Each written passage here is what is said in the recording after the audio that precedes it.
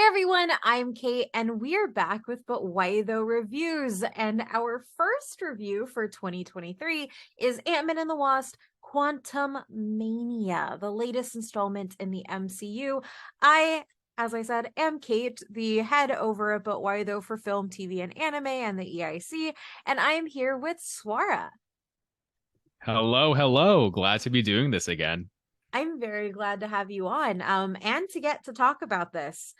Before we do get started, I do want to say if you don't necessarily want to listen, but you want to read, we have a full review up on the site at butwhythough.net from the awesome Collier CJ Jennings. So you can go ahead and go read that. Or if you just want a differing opinion, because I think his review is a little bit different from what you're going to get here, but we wanted to make sure to cover it all at the site. So to jump into it, I want to talk a little bit about expectations, either for Ant-Man or for the film overall. Swaro, how were you coming into this?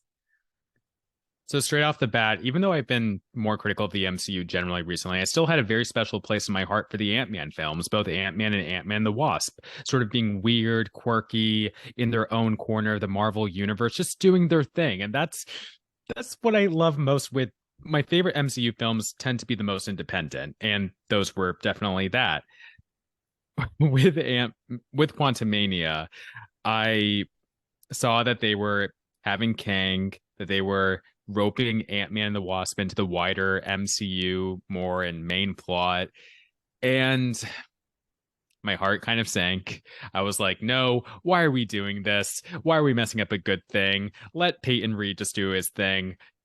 And I'm I went in trying to hope for the best, but not to get too ahead, but I think some of my expectations were unfortunately met. Yeah. I do want to preface this off as saying I think one of the reasons that I'm going to talk the way I am about the film is because Ant-Man is one of my top 5 films for the entire MCU. The first one. The second one, not as much, but it wasn't bad. And like you said, Swara, there is a charm and specialness to Ant-Man kind of working with the larger heroes, but he's still his own person in his own space doing his own thing. And I think my expectations for this film, to be quite honest, I was really hesitant about what was going to happen when you throw him into a climactic event on his own. And not necessarily on his own, but like it is not an Ant-Man story. It's kind of it's a Kang story that Ant-Man's kind of figuring out. And I think that kind of leads that was what I was worried about. And unfortunately, I think that's kind of where we landed. But Ant-Man is, and I love Paul Rudd. Who doesn't love Paul Rudd? The man is just like all of the charm in the world just put there. Him and Keanu, Exactly. like they like put them on a screen, put them with people they're gonna have chemistry and charm no matter what. They exude so much Yes. joy. Just so joyful to hear him speak. Exactly. And I do want to kind of start this off on kind of a high note. So, like, to talk about some of the good things of the film. Oh, I guess the synopsis of the film, real quick. In the film, which officially kicks off phase 5 of the Marvel Cinematic Universe, superhero partners Scott Lang and Hope Van Dyne, the Ant-Man and the Wasp, return to continue their adventures. Together with Hope's parents, Hank Pym and Janet Van Dyne, the family finds themselves exploring the quantum realm, interacting with strange new creatures, and embarking on an adventure that will push them beyond the limits of what they thought was possible. Jonathan Majors joins the adventure as Kang. That's a way to put it for sure. Um and that's the official synopsis. That's kind of what they give you. Um and the weird thing is it's not really off the mark. It is just adventure in a strange world. Not like Disney had one of those films happen recently.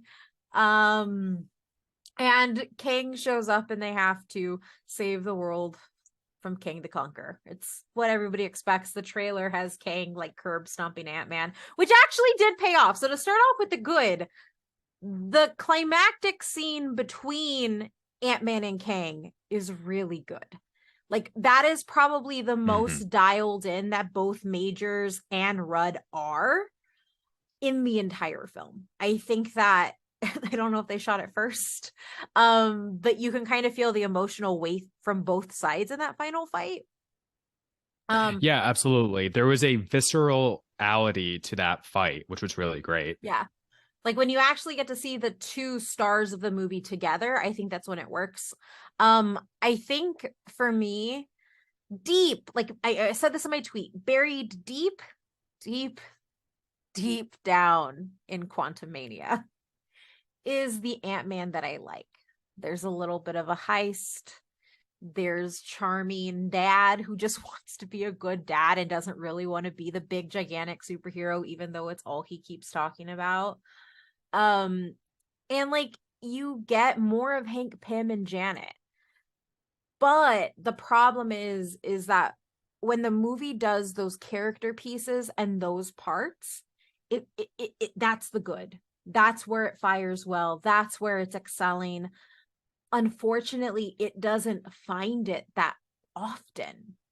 It feels like we've kind of moved, and this was phase 4 was for me most of the time, was we've moved more towards the spectacle, less towards the characters. And while it may not be more jarring for the large ensemble movies, it is jarring when you have a film that is when you have a hero that has been so grounded.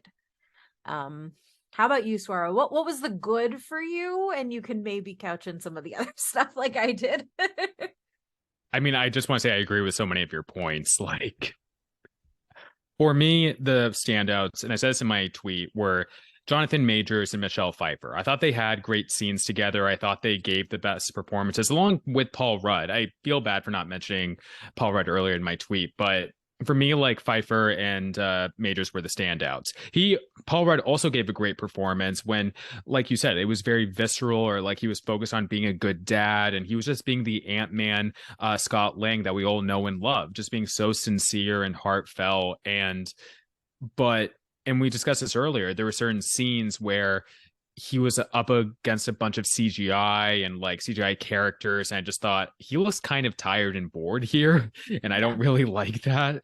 Um, but no, like Jonathan Majors gave us really standout performance. That said, I feel like his character was almost didn't mesh well with the Ant-Man like Yeah. characters as well, which it was jarring. It's like he came from a different movie entirely, almost. It's like he came out of Loki and he's like, oh, here are the ant people now. I'm going Well, and to that was like interact the with larger them. issue, right? Like the largest issue in comic books from a comic perspective is power balancing. So how are you going to take a man who exists out of time and make him go up against people who get big and small?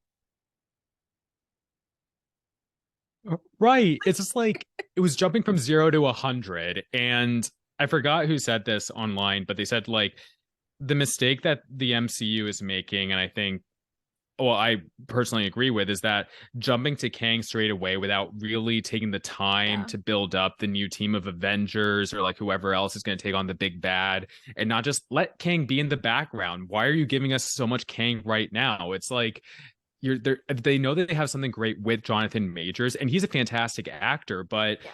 why are you putting him so forcefully right now? It just like, and it Yeah. honestly, I know I'm getting to the negative now. I'm sorry, but like it dulls for me what will come later on. Yeah. And in some ways, I'm just gonna say it. There's like an instance or so that I just thought they made Kang look goofy.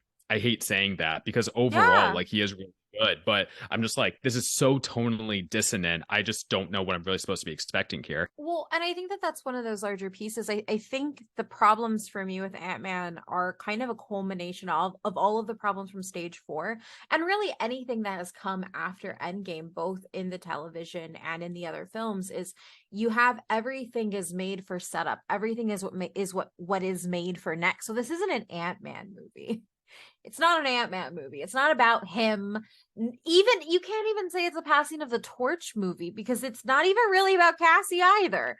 Like it is She just about barely like had stuff to do. yeah, like it is just about setting up for King, which like if I had Jonathan Majors, I'd sell him too. But it reminds me of what happened with introductions.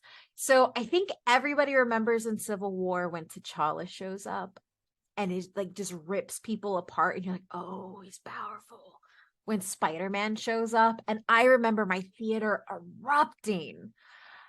And then we moved in towards Captain Marvel, which was shot after the shots at Endgame. And it's like, well, now you have to have your first movie first, and it must explain everything. And you can't just have somebody come in powerful. You have to do everything. And that I was Their thinking a lot about Wikipedia pages Thanos. on screen. Exactly. That's what it is. Because when you think about Thanos, Thanos was teased for 2 phases straight. They done changed actors for him, but it was those little pieces because he was the cloud that was hanging over everything. You knew it was going to come, and it was an impending doom. And it's not that I don't think Majors isn't capable of that. I don't think that Marvel is, once again, trusting its audience enough to buy into something larger, and to buy into something larger with zero information. And so they're beating you over the head with it in a way that I think is going to, it's a disservice for everybody involved. And I think that to that point, it makes certain characters get shoehorned or not utilized well. And I think the people who bear the brunt of that is, I don't want Evangeline Lilly as Wasp anymore. She's an anti-vaxxer. It would have been perfect to just pass the Wasp title on to Cassie. That's all I want to say there. But she's in the movie and we have her, so I got to deal with her the same way I dealt with Shuri. But she doesn't do anything.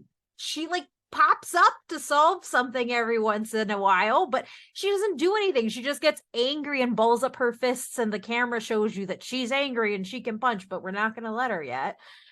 Cassie is just there to do that fake Marvel morality where it's like, we're going to flatten this as much as we can. And anybody, even the people we're critiquing, can find themselves here. And Janet just makes annoying decisions constantly. And for me, like, if there is one thing about women in the MCU and women in Marvel in general, the involvement, like, who Wasp is, like, she's the first lady of Marvel. She's one of the most powerful female characters that has been lifted up and explored in so many ways, especially as Janet. So for me to see the women in the film just kind of like there or annoying, it was frustrating. I mean, we get to see, like, Yeah. we get to see Michelle Pfeiffer do some cool action sequences, which is fine, I guess, but there was a detachment of the importance of the Wasp for me, because even with Cassie, and we've seen this in the trailer, but you see that she has a suit that is very similar to her father, and it's like, we don't need Ant Woman. It's literally the Wasp. She's literally right there. And The so thing it about, got oh, hard for sorry, you go me. ahead. No, Yeah. no. Yeah, go ahead. I'm done. This film was Ant-Man and sometimes the Wasp. It Yes. really wasn't like, I mean, I Yes. think that the second film had a relatively good balance between the two characters, and it was Hope driving the plot, wanting to find her mom. It was pretty strong and compelling. The thing with this is that they were, this wasn't characters driving plot. This was plot driving characters. And Yeah. to your point about Janet, without getting into spoilers, almost every single decision she makes is so contrived. It's Yeah. for the sake of the plot. It's because they need to drive the characters forward towards a certain goal, and it just doesn't make sense. Like, why wouldn't you do the thing you were supposed to do when you got back? You know, I'm trying not to spoil anything. Yeah. It's just like, it's so frustrating. And again, Michelle Pfeiffer, she does her best with the material that's given, but it's so illogical Yeah. and frustrating. And to a wider point about this film and contrivances, there are things they do, you think they're going to go one direction, but then they rein it in and it's just safe, and like the stakes are lowered again, and there's Yeah. no like real sense of danger. I hate Well, to say that. and I think that this is a perfect way to bring in like the other point that I saw is like this. So good point again for Ant-Man and the Wasp: Quantumania is that it has the best visual effects that we've seen in a Marvel movie since the end of phase 3, really. And that's because ILM worked on it. Industrial Light and Magic, the folks who brought you Star Wars, the most renowned people in the animation and practical effects game, the pioneers of different types of tech. So it looks great. Also, a lot of it looks like Star Wars. A lot of the moments are pulled from Star Wars, which is also having its same issues with about to go far and then pulling itself back. And there, I think what comes with that too, so like I think that we're also starting to see the ripple effects of not just the MCU being too big, but Disney being too big. I think that we're seeing bleed overs from people working on different projects to where the lines between different entities and IP aren't necessarily there anymore. And I love Star Wars. I have Yodita or Grogu back there. I love it. I love the MCU. I've loved comics, but like it's getting hard because they're like, this is supposed to be climactic stakes. And yet, like you said, they go up to the line, they tow it, and then they bring it back. Yeah. Yeah. It's just about, like you said earlier, it's about spectacle and getting audiences in for a thrill ride that doesn't really like have coherent character stakes, or it like has characters be inconsistent, or them just being stale for movies on end. And it's just like, it's getting a little, I hate to say it, but kind of Transformers, like Michael Bay's Yeah. Transformers. No, I don't think And you're wrong.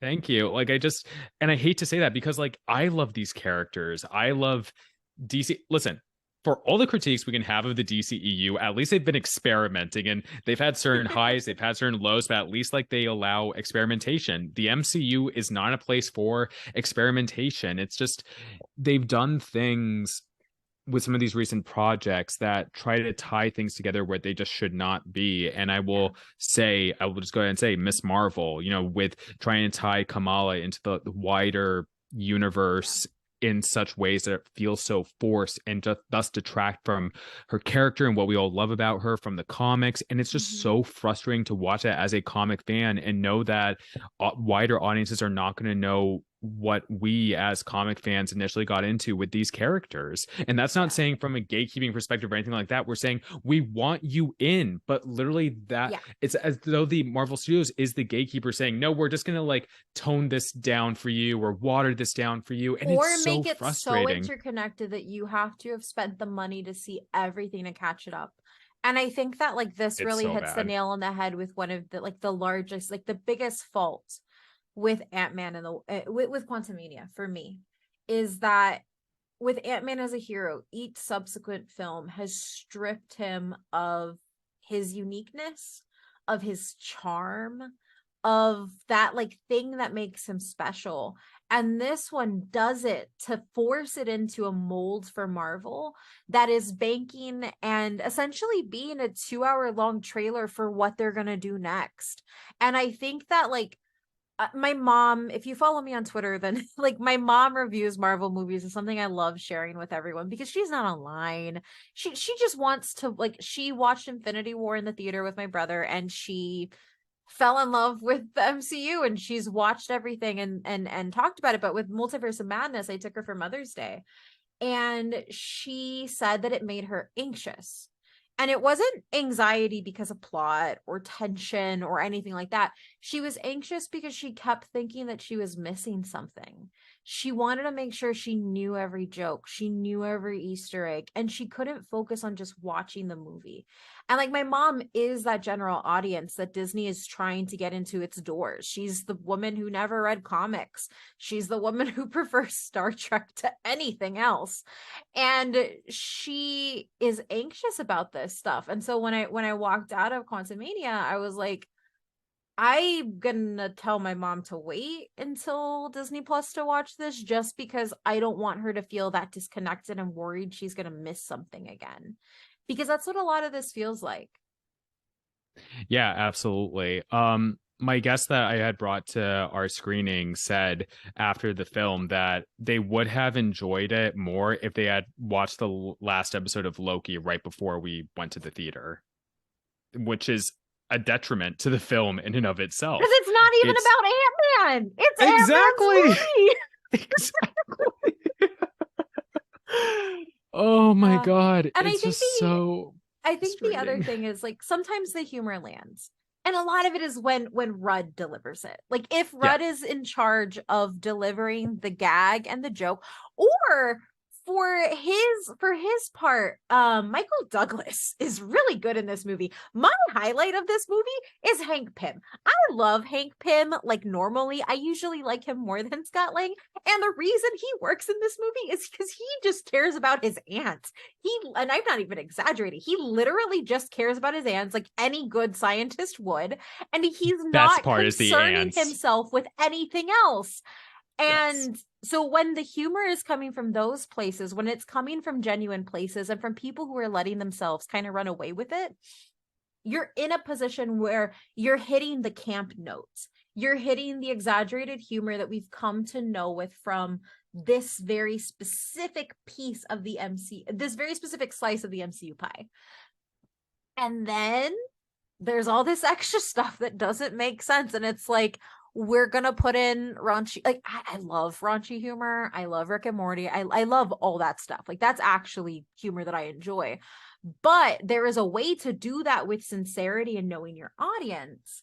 And there's a way to do it where you're undercutting all of the boundaries you're pushing and saying it just to say it. Or saying the Right. same joke 5 times in hopes that you'll get people to laugh, because it was essentially like, it was just a double entendre that some people would get, but in case you didn't, here's 4 more of them.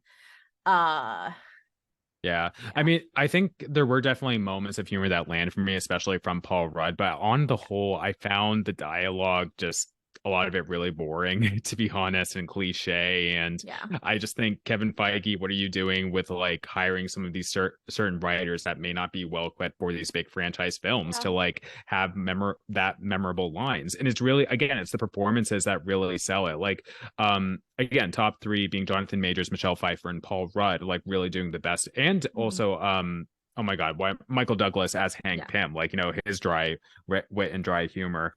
I Yeah, I just think that there was, like you said earlier, there was the heart of an Ant-Man film in here that could have been something really good, but because we were forcing it into the wider universe through Yeah. going into the quantum realm, it just it felt dissonant. I It just did. don't think that this was a good fit. And I think that maybe you just do the thing. Like, why don't you just give Kang his own movie? Just say it's Kang, like some Just do, yeah. subtitle, Yeah, whatever. just do Yeah. that.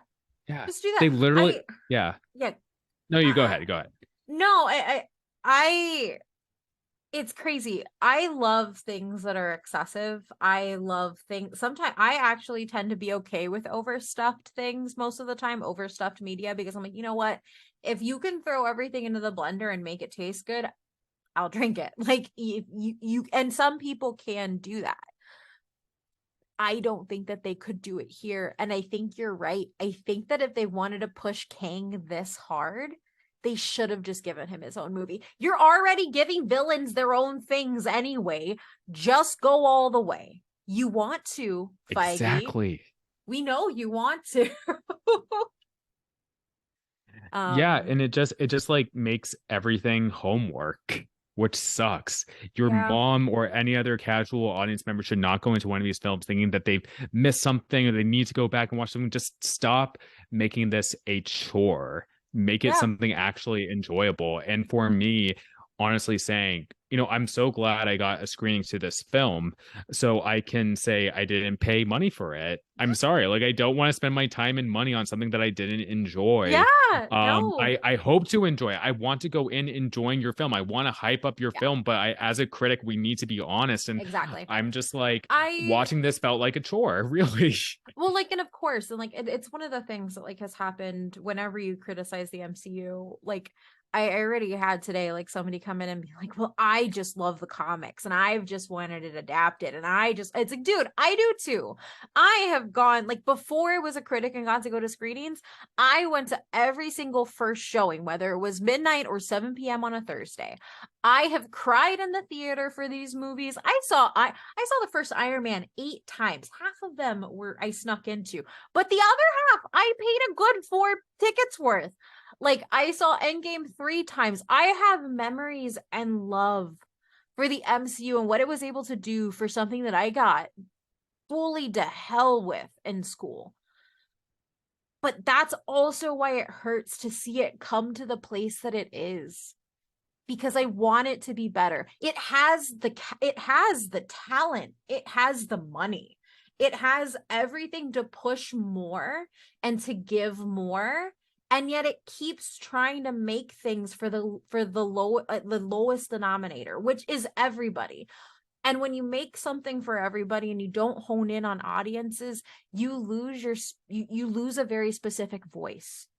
And I think that that's what it does with all of these big cosmic stories or quantum stories, is they're trying to make everything so broad that it's like, oh, well, when the first Ant-Man came out, I was, oh, if you like heist films, that's a movie for you.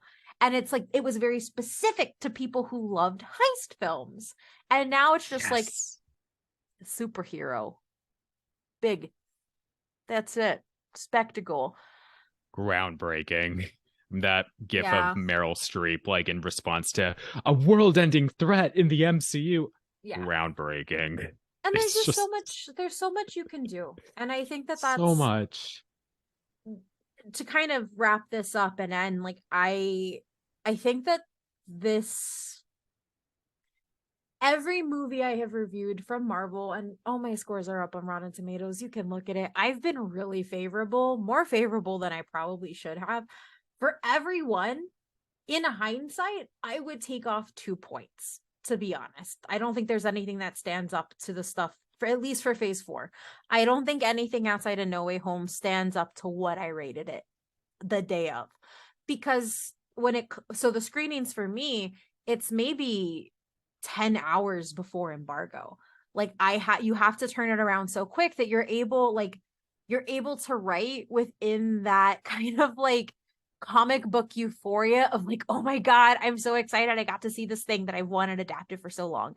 And that type of haze has really been on top of critics a lot. And I don't say that as like a way to malign it. Like, it's just what happens. Sometimes you sit with a film and you get more time with it. But if you want to be able to talk and be a part of the conversation, you have to hit that embargo time. The reason I bring that up Yeah. is because that's not what happened with Ant-Man. That's not what happened with Quantumania. There was no haze. It was like it shook me out of the I just want to see comic book movies.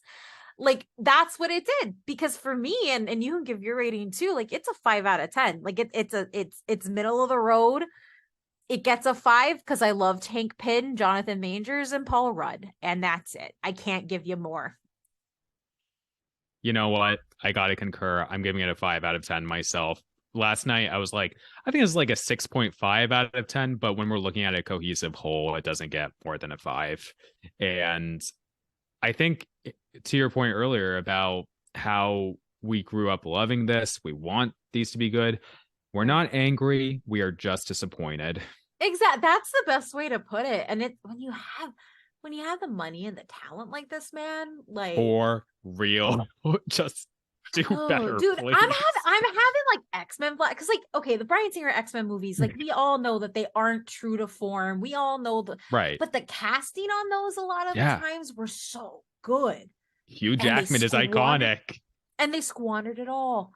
And that's where I'm starting to Mhm. get with the MCU now. It's starting to Yeah. feel like you're squandering all this potential that you've built up. And yeah, not mad, just very disappointed. We want it to be better. Yeah. I hope it is better, but I can't have high expectations anymore. We'll see, but Yeah. yeah, I don't have So high I hope. guess to ask, like, I think the thing that's coming up a lot now, because this is currently at like a 56 on Rotten Tomatoes, which is one of the lowest scoring Marvel movies, first day of reviews. Is there, like, do you feel like, not to bring up superhero fatigue, but like for Sure. you personally, do you feel like there's anything that you're excited for in the MCU, or are you just gonna kind of like take it with a grain of salt? In terms of what I'm excited for,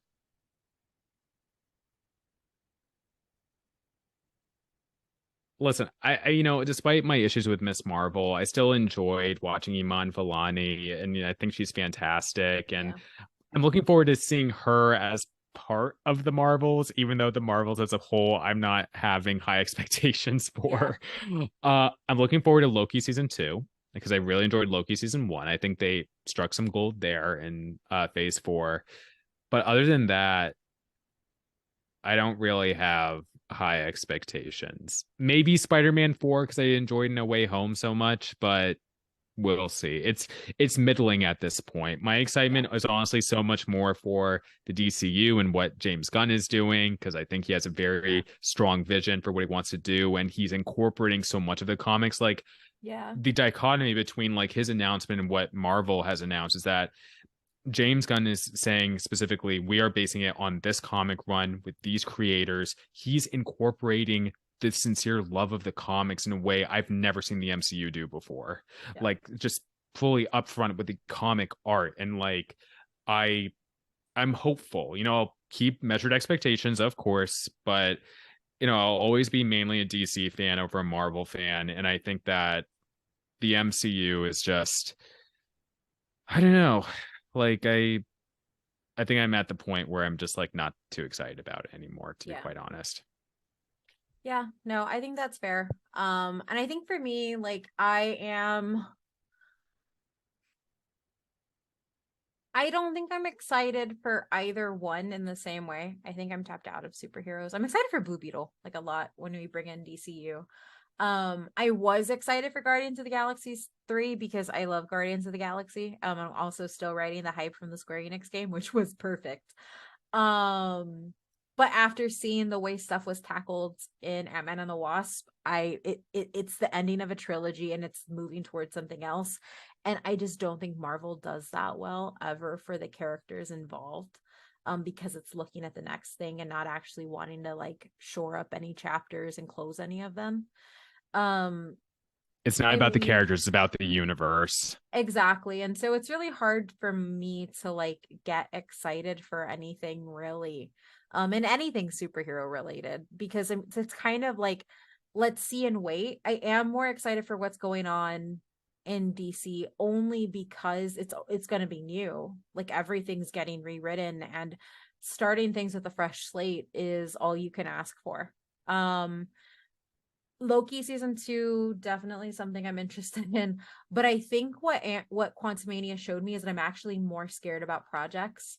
I'm really scared about Daredevil. Really scared about Daredevil because season 3 of Daredevil is one of the best seasons of television. Charlie Cox is one of the best Western actors in terms of action and the attention to detail in the action direction of the Daredevil series is something that we have not seen from a mainline Marvel film. And that, so I'm worried because like I don't want to see something else stripped down from what made me love it. So, but I'm gonna be open minded and go in. It's just what I'm gonna get out of it. Which I think is just tempering expectations and just kind of being like, okay, I'm gonna go on the ride and we'll see where it takes me. So, Yeah. and I, th- yeah, I go ahead. think I just want to actually round out this conversation because you mentioned your mom is a Star Trek fan. You know what Star Yeah, Trek does so effectively with each of its series and like projects? It lets them stand on their own while still being connected in a wider universe. That's how yeah, comics should be. That's how comic book films should be, not what the MCU is doing with synergy. And it's tiring. Let creators and these characters do their thing and just let them stand on their own, please. yeah, yeah, 100%. Swara, why don't you let everybody know where they can find you? Y'all can find me on Twitter, however long it lasts, at Spider Swars. I'm on Instagram at Swarzy_8. I have written for But Why Though? I have some freelance pitches in the works, which I'll get to you, Kate. I've written for The New Arab, Nerds of Color, and other websites. And you can check out my podcast, The Middle Geeks, where we discuss anything and everything related to Middle East and North African representation. And yeah, that's where you can find me. Awesome. And you can find me at Oh My Myth Randir on Twitter. And for all of my anime and manga stuff, that's over on Instagram at the same handle. If you want to join the conversation, you can head over to discord.gg/BUTWHYTHO and talk to us in real time. We have an Ant-Man and the Wasp Quantumanian spoiler thread set up. So you can come in and talk with us, talk with the rest of the community, and you can find all of our work at butwhytho.net. That's it. That's a review. Let us, I guess, like, subscribe, do the things,